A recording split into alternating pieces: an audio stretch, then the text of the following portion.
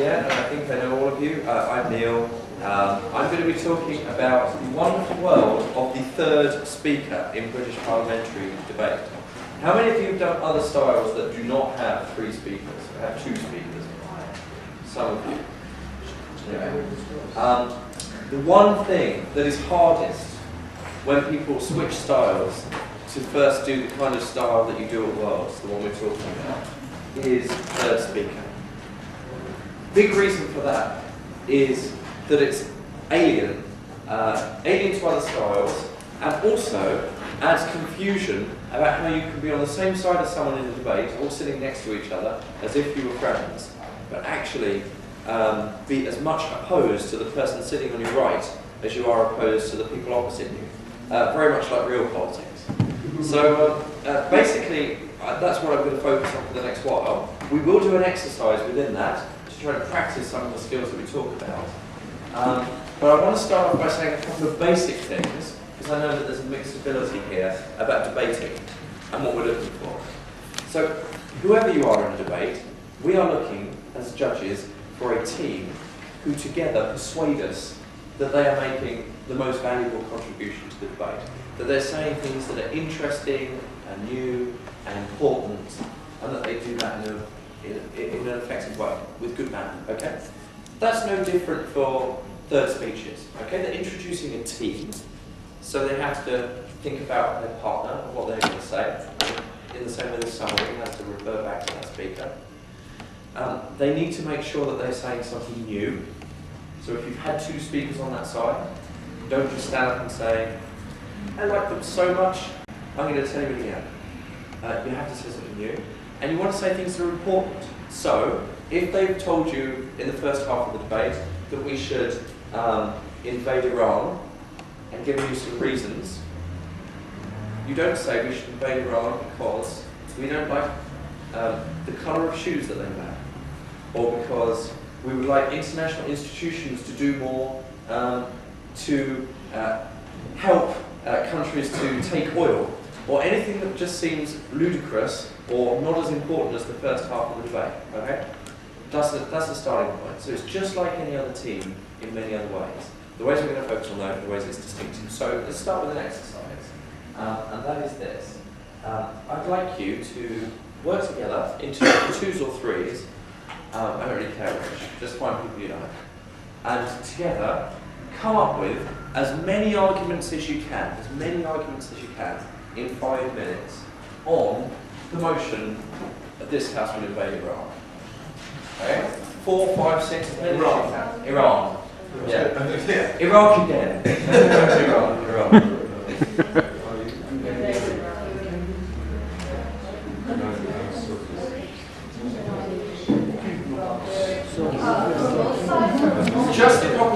Just the proposition, as if you're first prop and you're thinking what to say. Source of terrorism, source of conflict.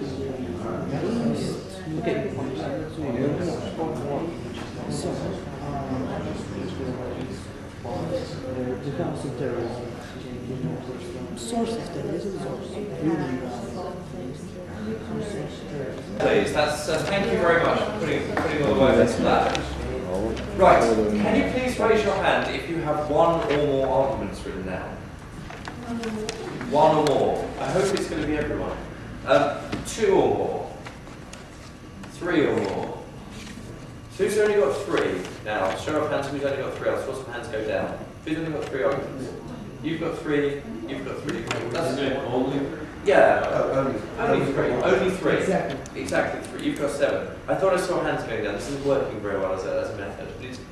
Otherwise it doesn't work. Keep your hands up this time. Okay, who's got 3 or more? Great.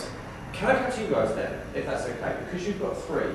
Can you share them with us, please? Just what the hell?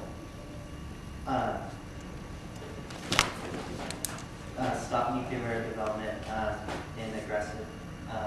Keep nuclear weapons out of aggressive governments. That's the first one. You want to keep nuclear weapons out of aggressive government's hands. Okay. And then we disapprove of their human rights violations against homosexuals. Louder, please. You get that? A little bit louder, please. Oh, sorry. Disapprove of of their human rights violations Okay. against homosexuals and women. Third one?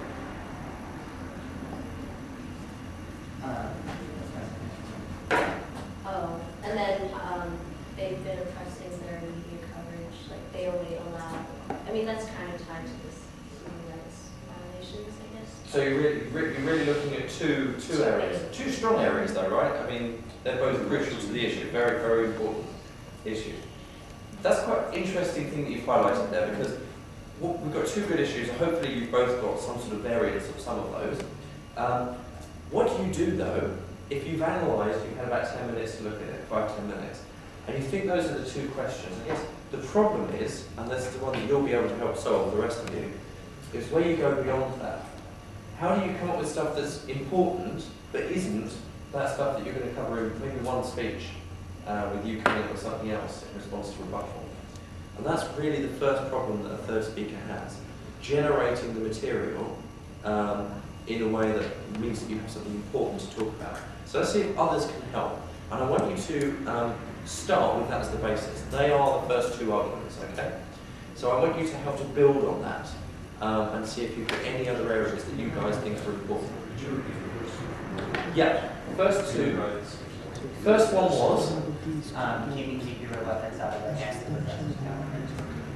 so nuclear weapons and human rights being the two. Who has a third one that we can add to that?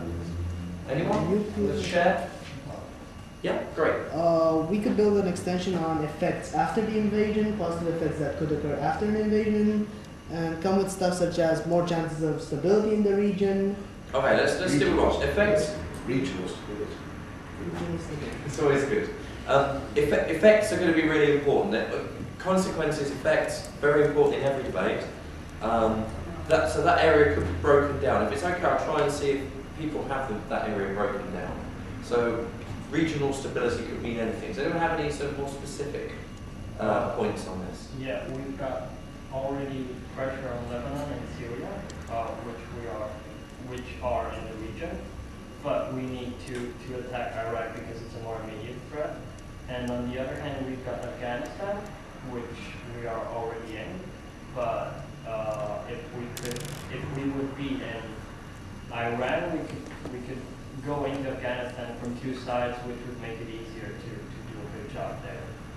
That's really far in the future, isn't it? Sort of, if you succeed, you could then get people into Afghanistan. Yeah, that's probably at the far end of effects. But certainly the Syria one is pretty standard, perhaps. Any other effects? Anyone else got arguments about consequences? Yes.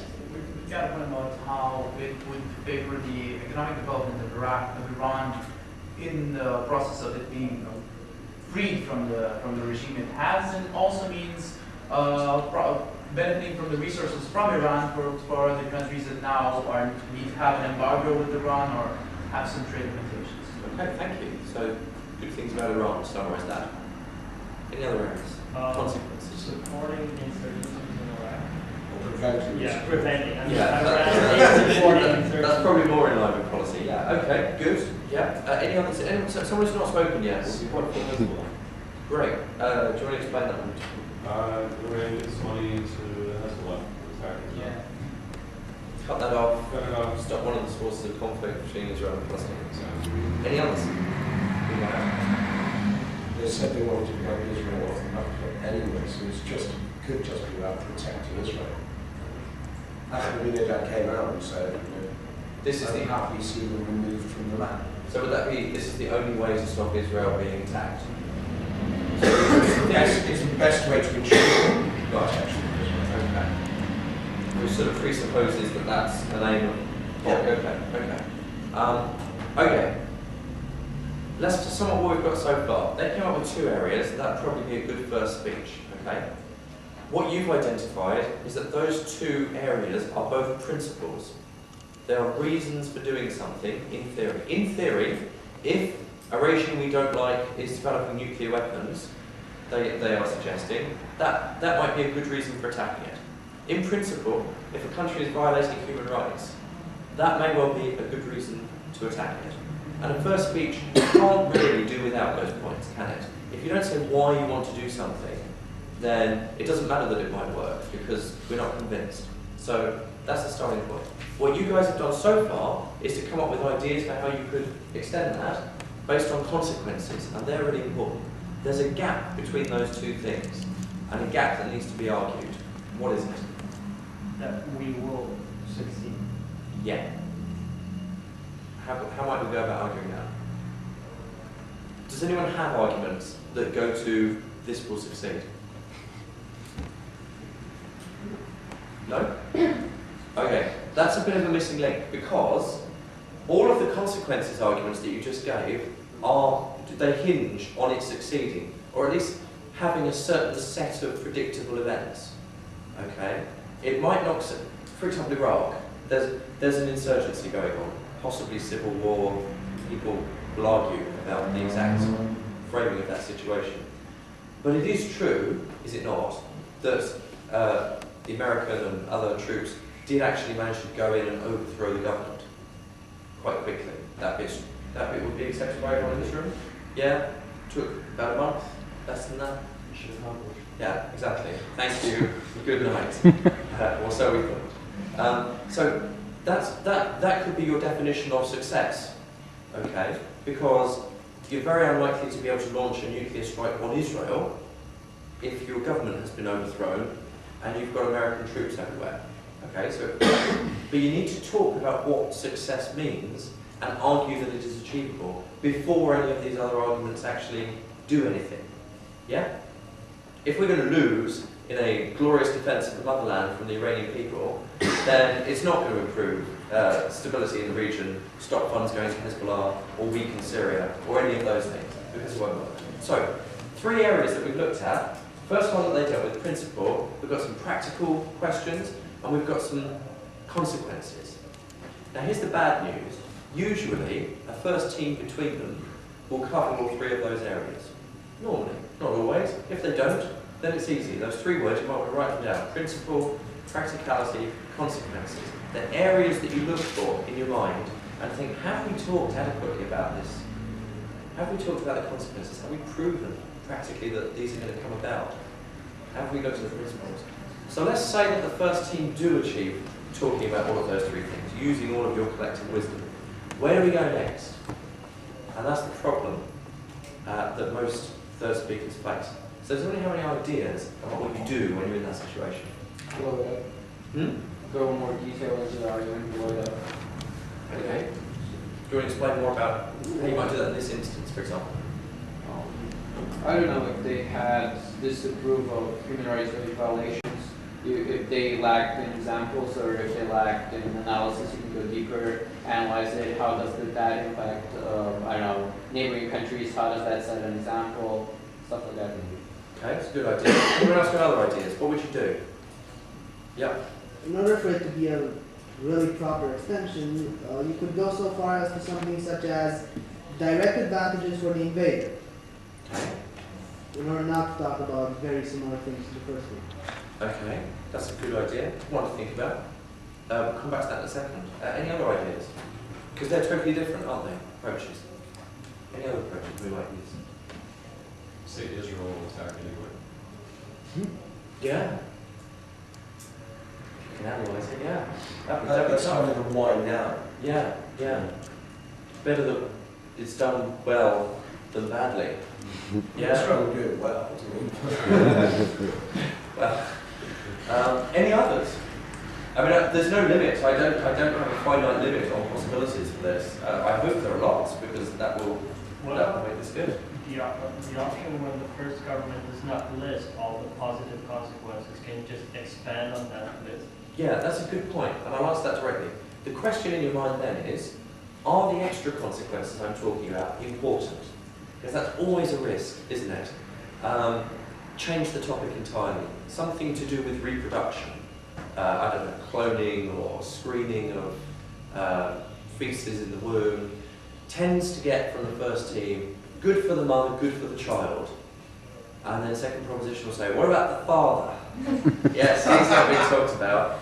And what often happens is that even if they're quite good, it does come down to the point that the father, bless him, thanks for your input, is not as central a figure in that debate, usually, unless it goes a particular way, as those other two people. So while it may be legitimate, it's not always as important.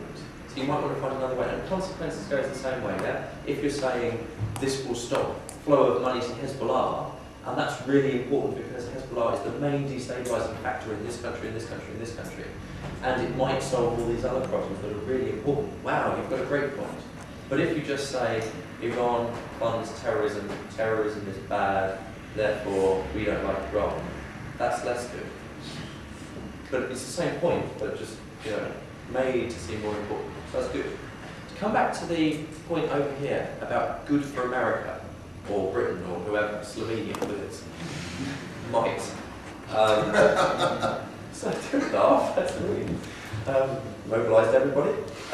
You could say that that's a legitimate point. How many people think it's a point that they would go with? Direct harm to, or direct benefit to the invader? Who would go with that? Why would you go with it?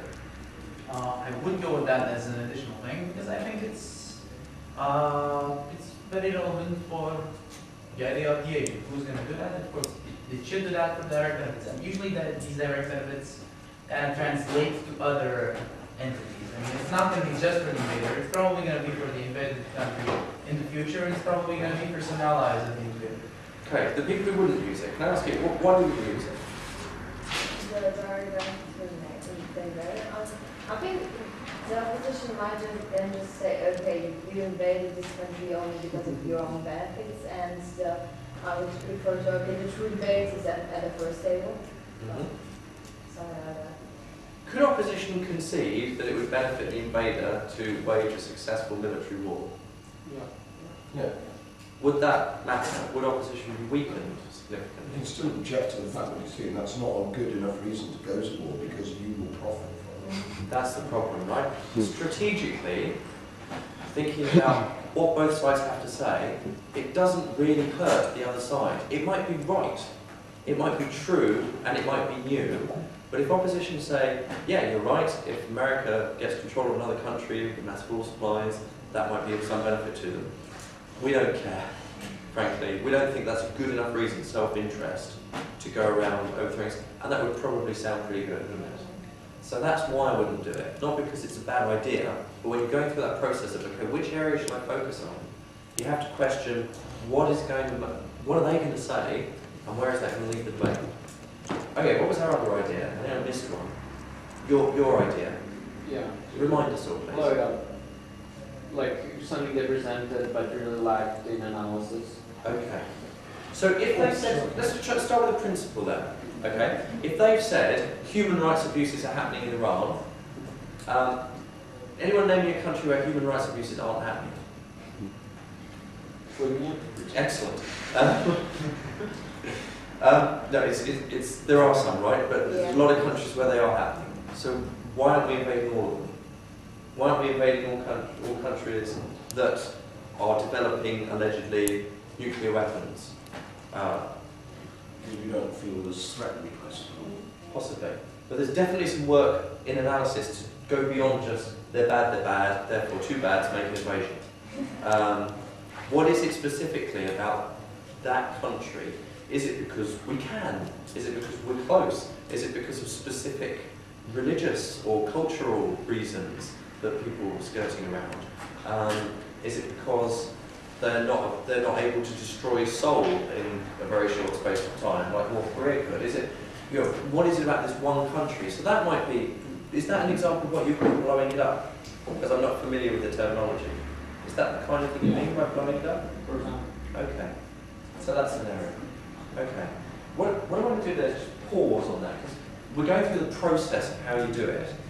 And think about one other thing that we can't do within this exercise. And that's picking which one of these things to do. Okay? So, one ground for doing it is what we just went through. You look at them, you look at what's likely to happen, and you say, on balance, yes or no. The other thing that's really important is analysing what's actually happened in the first half of the debate. Okay? And to do that, I'd like you to take our definition that we just had, which is we're going to invade, we'll use ground troops and everything else that we need to, whatever we need to use, we're going to invade. The arguments we just discussed, what is opposition's line going to be? If you were oppositions, what would your approach to opposing be? Do you understand the question I'm asking you about the line? I don't want you to write out lots and lots of arguments, just we wouldn't do this because, and a sentence. Okay? And in your teams, you go back, just take a couple of minutes to think about that. What line would you come up with? Thanks.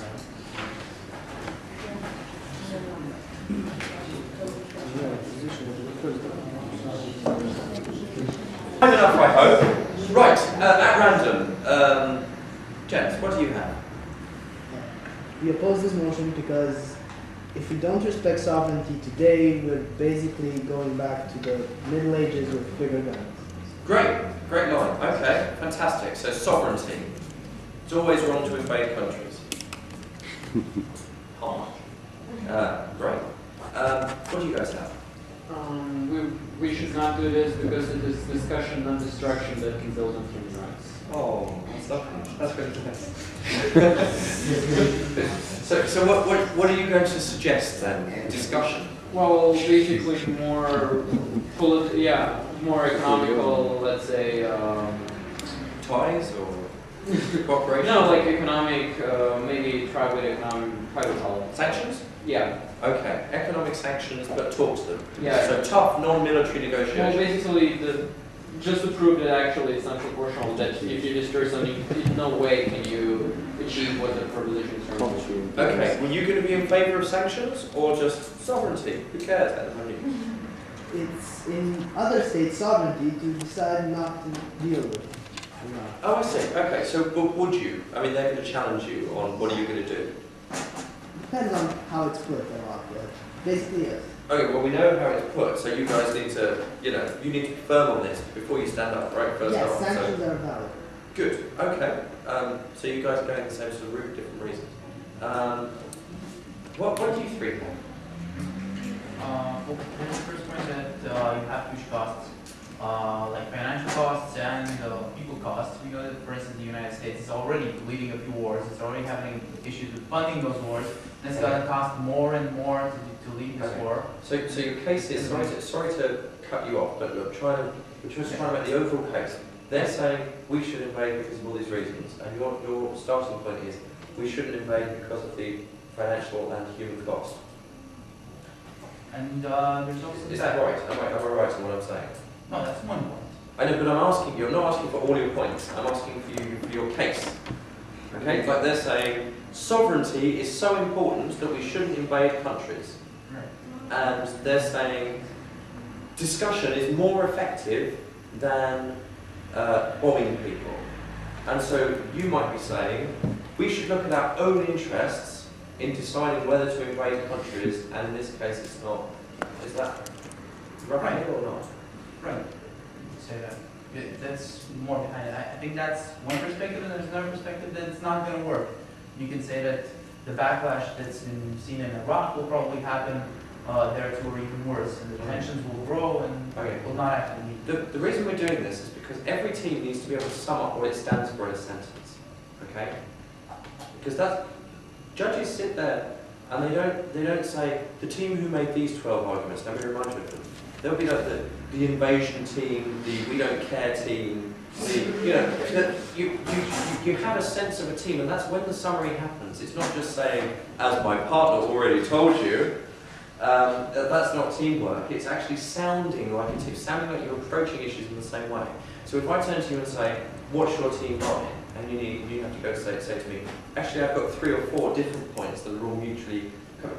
That's with great respect. They may be fantastic points, but you need to go a step further and be able to sum up what your case is in a sentence. That's really important. But thank you. I think we get a sense from what it's like to be. One more. Okay. I would have no problem in this case. I would try to explain that having a nuclear weapon is not really a threat because we now are in the ages where it's usually nuclear weapons are more of even not not using as a means for waging a war. It's more used for the invasion negotiations.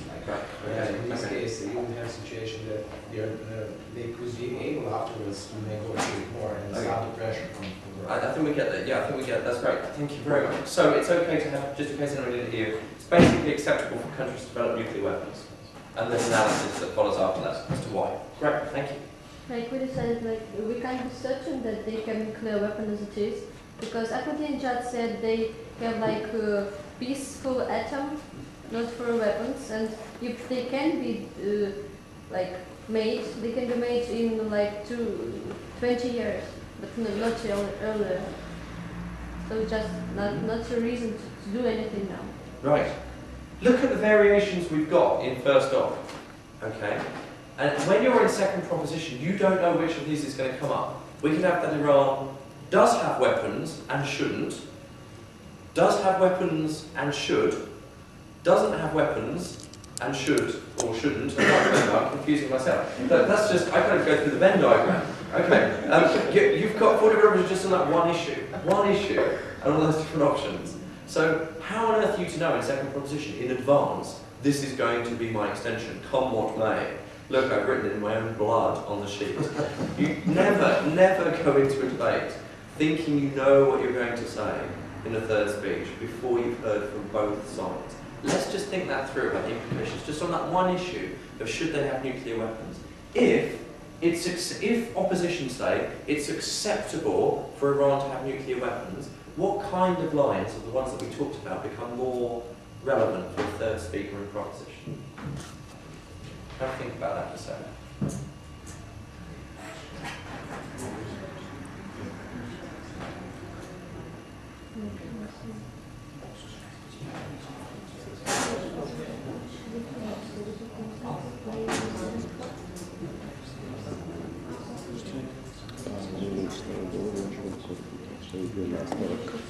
Chegou a extensão lá na iranianski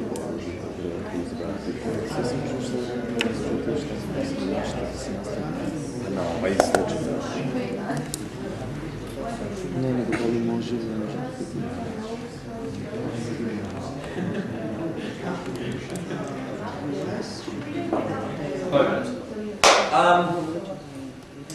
Any thoughts? No? Oh, okay, that's honest. My thought is that we know such phenomena as axis of evil, I remember. And on axis of evil we put all the countries that have some threat of nuclear weapon is North Korea, Iraq, Iran, I don't remember other countries. So this like axis of evil, it has some negative influence of like international society, a community. So Iran just can't have a nuclear weapon because it is a threat. Maybe hypothetical, but it is a threat. Okay. So just to round up what I understand of that, because opposition challenge you by saying it's okay to have nuclear weapons, you're going to directly challenge that idea and try and give analysis of why it isn't, why some countries shouldn't be allowed nuclear weapons and others should, essentially.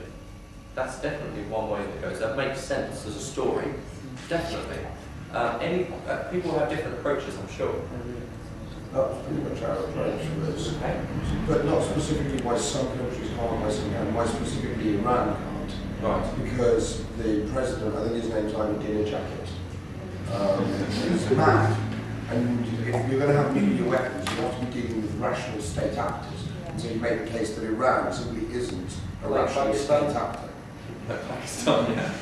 That's second off. We'll do that tomorrow. No, that's no, we should. No, even if you take Pakistan as your example of, they're not brilliant, but they're still not as mad as somebody who claims an anagram of me, jihad mad. Nah. Right. No, sorry, let's not get into that. That's okay. We need to hear from everyone. Yeah. What's your approach? Well, we're saying that you have to weigh that, like, by giving this freedom to Iran, you're actually threatening the existence of Israel because they've definitely made threats for Israel. So. Okay, particularly if they have nuclear weapons, which everyone's agreeing in the debate. Yeah, so you've got to think, what's everyone agreeing? Okay, Iran with nukes. Sounds fair. Everyone should have nukes. Okay. But hold on, what would that mean? that opens up that way. Israel launched first. Possibly. Anyone got something different? Anyone got anything remarkably different to that? Yeah. I would go with the okay, first off, Do you want to speak up? I think some people can't see. Sorry. the first off said that it's good to have the weapons. Then the second option, build up on that. Say that nuclear weapons are thing that is bringing stability, like, and then have the example of I'm India. sorry. I'm really sorry to interrupt you. Excuse me. Excuse me. If you want to have a discussion, it's perfectly free to go, but he's actually trying to explain to you his ideas, which is really useful, I think. So sorry, let's continue. So have the example of India and Pakistan, where nuclear weapons served as for stability, and then say in an area like that, it's much better to have maybe nuclear weapons because it's going to be more stable. Nobody's going to attack nobody because everybody knows that like Israel has nuclear weapons and then. But this is a prop line. It's not. We're saying Iran is good. You shouldn't debate. That's what Oppa's saying. Or is you saying it down to third prop as well? No, third off. Oh, no, we're talking about third prop. Sorry, that's what we're looking for. We're looking for how prop responds to the opposition. We could say like about if the crux of the warrant why they should have weapons they'll be better at negotiating, then we could say it's empirically proven not to work like this at North Korea or certain examples. Absolutely. It even brings in some of the neocon stuff that we had over here. Because if every country should just be free to pursue its own interests with sovereignty, then it brings in your area of, okay, if it's okay for Iran to pursue its own interests, then it's okay for us to do so. You can just go after the oil. Yeah, and say that's fine, why not, if it's okay for Iran? That justifies your sort of line. So, look, we've spent 40 minutes for a reason, and you're thinking, he hasn't talked about structure yet. He hasn't told us how to do rebuttal yet. What's he doing? We know these things are important in a third speech. You're right, they are. But before you do any of that, this is the kind of thought process that you need to go through to work out what to say. Okay? It's not a question of opening a book, finding 3 lines about nuclear disarmament and putting them in your speech. It's analysing everything that's happened. And if first opposition go in one route, it opens up one set of possibilities. They go in another, it opens up another. And you've got to be flexible enough to think, okay, what are we disagreeing about? So what's relevant for me to say? That ends part 1 of this, okay? Thank you for your participation in that. I will go on to talk about more technical things now, okay? Which may be useful. Things you need in the third speech. Once you've decided what to say. This is the bit you'll enjoy. You can write it down. One thing that you need to do is to have a characterization of what's gone before. Third speaker is the person whose job it is to rebut the previous speaker on the other side, obviously. Okay? You need to do that. You're also free to rebut anything that's left from the first speaker on the other side, on the opposition. That's okay too. Anything that needs to be done in terms of responding to points that they made is your job to do. So make time and space in your speech to do that. But can I advise you one thing? Don't start your speech by saying, I'm going to start with rebuttal and doing the rebuttal then. Because we don't know yet what your kind of thoughts are on the debate so far. And we understand, therefore, your rebuttal less without understanding your assessment of the debate. So that process we just went through, tell us a little bit about the outcome of that process before doing your rebuttal. We're going to talk to you about why, given both sides think that self-interest is the right way to go for states, the United States should pursue its own interest in this, and that's the resources that could be gained from it, and the ability to strengthen the situation in Afghanistan. Yeah, that's so. Let's look at what the first team have been talking about. That still needs to be. You get more of a sense of why you're responding and when you're responding. So do that. Then some rebuttal is important. You normally would do that first before talking about your arguments. That's not a rule. It's a general guide, and it follows from the reason that until we understand what you think about what's happened before, you can't really say anything new in full context. So it's after the rebuttal normally that you would start to talk about your new areas. The way that you would structure your speech, the way that you deliver your arguments, is not very different to how you structure any other speech. You headline what the point is, you give explanation for your point logically, you give examples or statistics if you've really got them, or whatever, to back up your point, and you try and relate it to what other people would say. Just the normal way that you make arguments. Okay? At the end of your speech, you're going to be wanting to summarise your speech in a way that makes those magic words again. Mr. Speaker, my speech was new, interesting and important. So you don't say that, but that's what you tell the judges. And if you can't honestly tell the judges, this is what I've said, and make them think, gosh, that was new, interesting and important, then you haven't fulfilled your job. So ask yourself that question. Do a summary of your own speech. Make sure that you're clear about the distinctions between you and what's gone before. Now, one other step I've missed. You have to be consistent with the first team. Sometimes misunderstood what that means. Anyone wants to try and sort of define what that might mean, going to be consistent with the first team? Any things that you're not allowed to do? Let's start with those. Change the plan. Bravo. Well done, sir.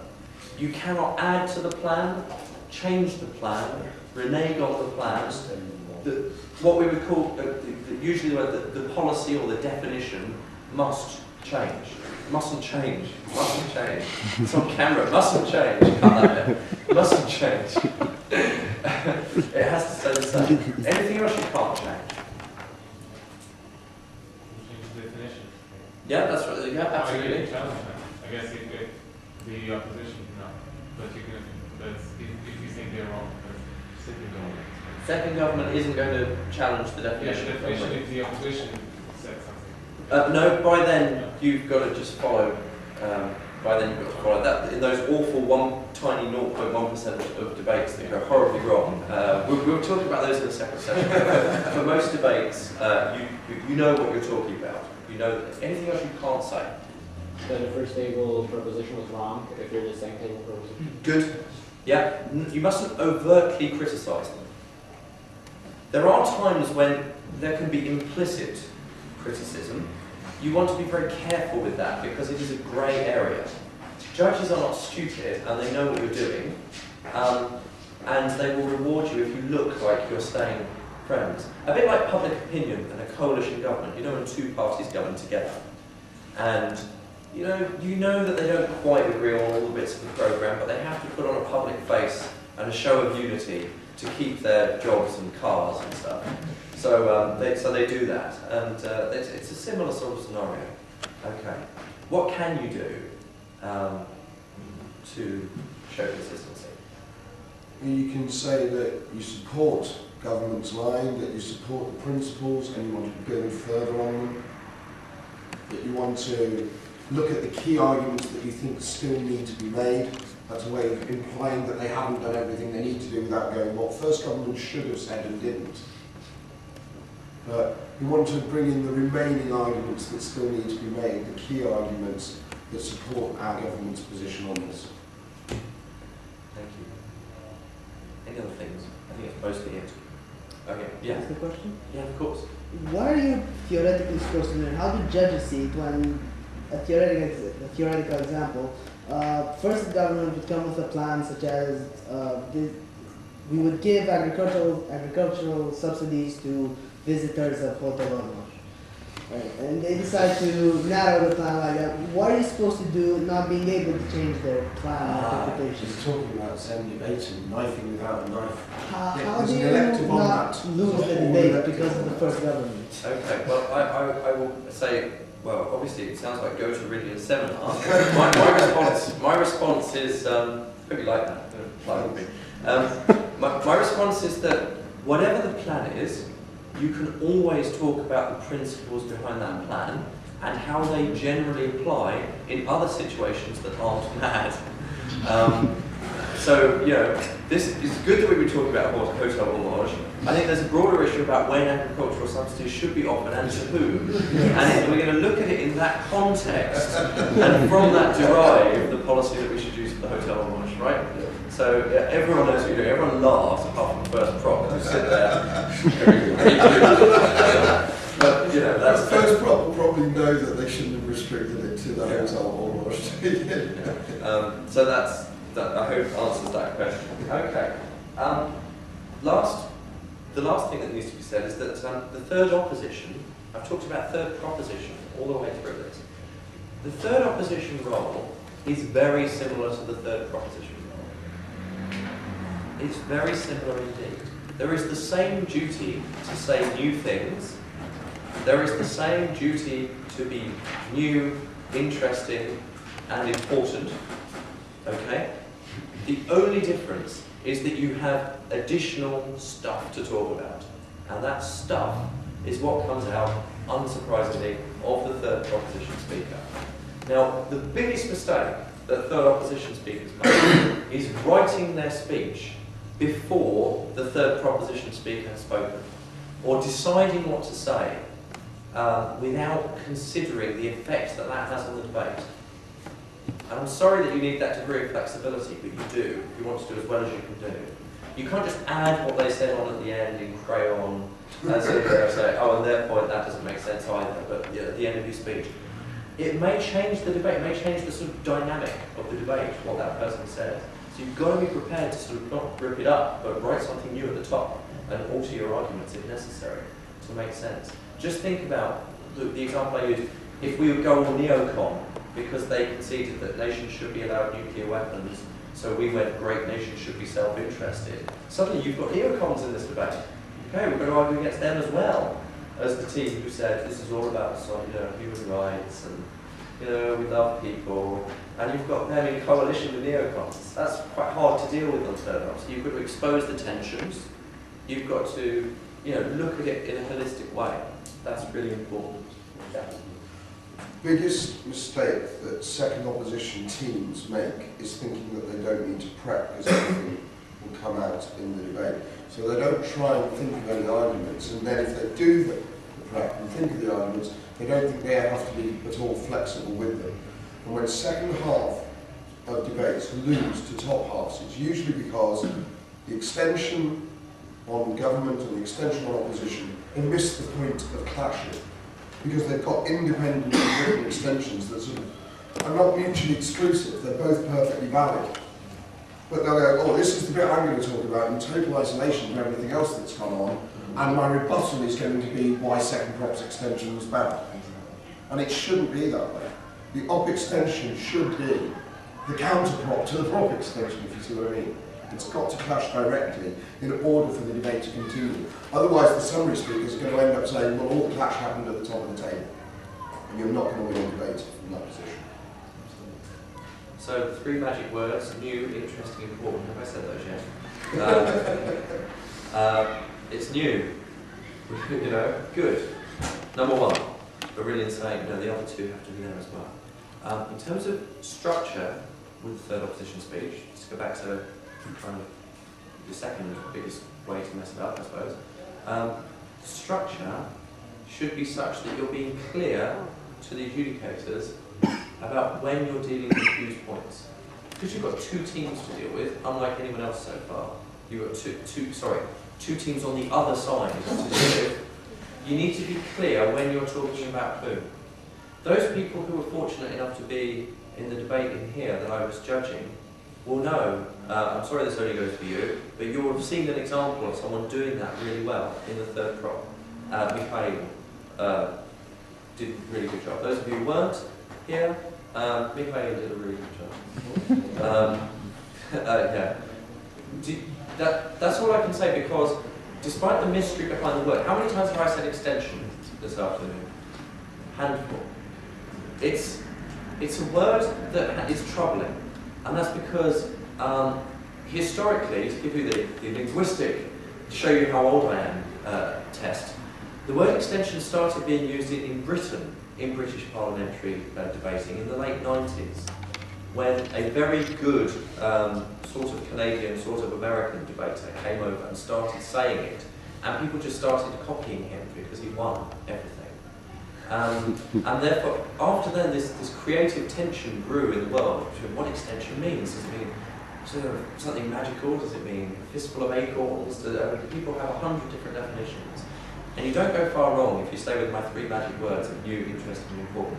You don't need to say, this is my extension if you don't want to. No one will Unless you're being judged by David. That is an absolute requirement.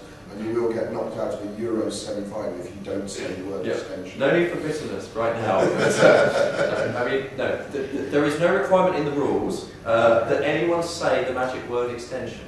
If you say extension and don't say anything new, you're not fooling anyone, for maybe a couple of dishonourable exceptions. The crucial thing is that you actually do the job, not that you say the words. Okay? And judges are far more impressed with people who really engage with the issues and look like they care about the topic than people who are going, I've said the word extension, I've said the word rebuttal, I've said the word substantive, I've said the word third proposition, I've said the word my partner. I can't see how I could have come forth. I mean, I even had time for an argument after I said all of that. And there are times where speakers are at risk of falling into that trap. And we genuinely don't need to hear that. So it's nice, but not as important as the quality, the intellectual quality and the passion in what you say. That's it. Any questions? Yes. There are, as I read, 2 strategies of second government. It is narrowing and widening. Okay. And sometimes it is really close to knifing. Okay.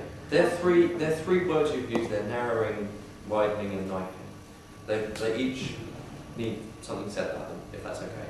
Knifing is a term that's used when the second team in the debate says something that contradicts the first team, okay? And it's like having a knife stuck in your back by your friends, essentially, because you're pointing out how bad they were in some way. You're saying, I can't defend this position, it's just untenable. Something I've told you that you should avoid doing, and if you have to do it for some reason, make sure that it's only implied and not explicit, yeah? If you have to, but avoid it. If you just avoid it, just try not to do it. That's the best. So, that being said, the other 2 terms, or broadening and widening. Broadening is generally broadening and widening is broadening and narrowing. Broadening is generally broadening onto a point of principle. When I did that stuff earlier about explaining the principle that lies behind the case in greater depth, or explaining, if he just says it's moral, then we say, okay, what's the basis for our moral beliefs? Why do we think that these morals are particularly applicable at this time in this debate? It's never, you can't really go far enough unless you get God on your side. There is always a further level you can go back in your moral reasoning, and it's usually quite interesting. So that's one area. The other area is about looking in more depth at either what will happen or some other sense of consequences that are important that have been missed in the debate. Both of these, as we've already said, are good things to do, depending on the circumstances. Yeah? And neither of them are knifing. Neither of them are knifing. Because one is just looking beyond the principle, and so you're just doing more work than what they did, saying, I agree with this principle, but you're saying why you agree with the principle. And the other one is, here's another set of good consequences that will come from their policy. Now, I don't see anything in either of those strategies that does any harm to them. Yeah? Is that fair, or am I missing a scenario? Is there a scenario you particularly got in mind about where it might come close to knifing? Yeah, just for example, when the first government says we will prohibit advertising alcohols after 21:00, and the second government says we will prohibit advertising alcohol during all day. Okay, folks, let's have a vote on that. Who thinks that's a new definition? That's changing the law. Yeah, it's changing the plan. Changing the plan. It's a new definition. It was, we would only do it from 9 o'clock. We would have a bar on advertising at 9 o'clock, and then say we would have a bar on advertising all day. That's a bad thing to have done. That's a knife. Yeah, it's a knife, to use that word. It's just debating another debate slightly, and it's bad. Don't do it. Any other questions? That was a great question. Thank you. When the first government sets a really, really lousy case, and there is a sentence. We will let their case to stand on its own merits. Is that backstabbing, or how the judges see that? That sentence? Yeah. I probably see it as a joke, and quite one that they welcome. It depends what you say after it. We'll let this case stand on its own merits. Because it's very lousy and we have to build the whole case. Yeah, I mean, it really depends what follows on that sentence. It's not one joke that will make them go, ooh, knife. It's actually what you do. So if you say their case about wanting children's advertising of alcohol to be banned all the time, that's stand on its own merits. We're going to talk about cigarettes. Then I think 99% of judges are going to say no. That's there is a case to be argued there, even if they did it badly.